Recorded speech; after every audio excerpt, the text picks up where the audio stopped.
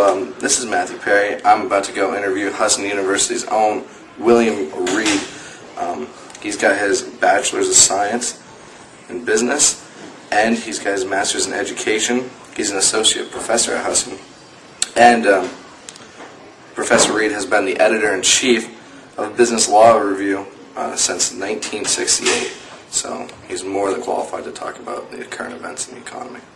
Yes, the Federal Reserve System are doing it, pumping money into banks and taking toxic mortgages off the balance sheet.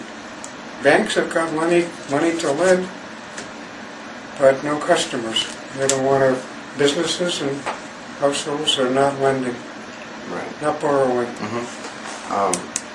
So how do you think we can stop that and increase the economy and help it turn in the right direction again? Well, nothing's going to happen until people start spending, and they're not spending right now. And this could be the way it goes through 2009. If you were going to advise top lawmakers in Washington about political policy and responses to the subprime turmoil, what sort of advice would you offer? And both like short-term remedies and possibly long-term remedies. What's the subprime problem? Wasn't it when people were taking these mortgages that they couldn't afford? Basically. Exactly.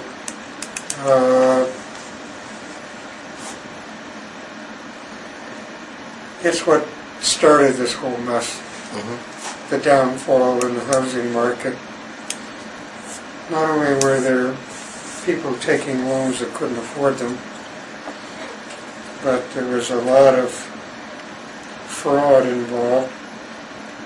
A lot of people were taken advantage of. And the market now has just got to wait. There's a glut of unsold homes. It's going to take probably a year or two to clear those out. Touching on something that you mentioned, do you blame the consumers or the borrowers or the lenders for taking these risky subprime? A lot of these subprime borrowers didn't understand what they were getting into. They're not people with a collegiate education. They're people that are working people, and they just don't understand all of the legal mumbo jumbo, and they got caught. In fact, there was a real estate mortgage is a very long document, very confusing, and a lot of people just signed. And they got caught. So I guess is your opinion that it's the lenders to blame? Yeah, that's my opinion. I think some of these lenders were pretty quick. They misused a lot of people.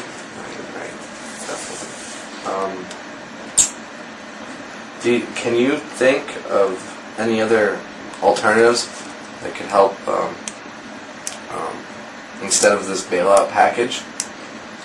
Well, I think what's underway right now is Henry Paulson, Secretary of the Treasury, is taking an interest in some of these banks, and hopefully he'll be able to get them to start lending money out.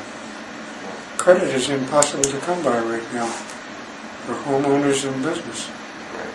If you wanted to buy a house or buy a car, you have a hard time getting a loan. And to the extent that we can jumpstart this, the economic news today was not good. Unemployment is on the rise. In September, the unemployment rate was 6.1%. For October, it's 6.5%. I look for that to jump up the next 2 months, maybe by April, May, we could be looking at 7.2%. And the number one issue for Barack Obama is to start getting people back to work. Jumpstart the economy. Mm-hmm. And in your opinion, that's probably more of a long-term fix, and there's no real short-term fixes. Well, there's short-term pain. Right. And for Barack Obama, he faces a to-do list that's overwhelming. No president in recent history has had to face any of this. And the economy is number one. And it's a whole lot of things are number two. But he was elected. He said he was going to do something, and now Wants to see. you have to wait and see. Definitely. This will be my final question for you.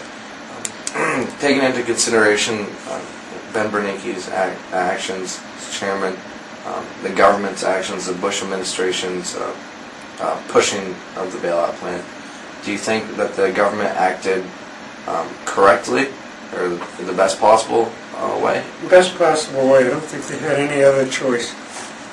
The economy is crumbling. The financial sector is crumbling. It's been a domino effect around the world. China's slowing. Oil prices are down. Gas prices are down. It's a worldwide recession. All right. Well, thank you very much, Professor Reed. I appreciate you taking time to meet with me. Thank you for coming in.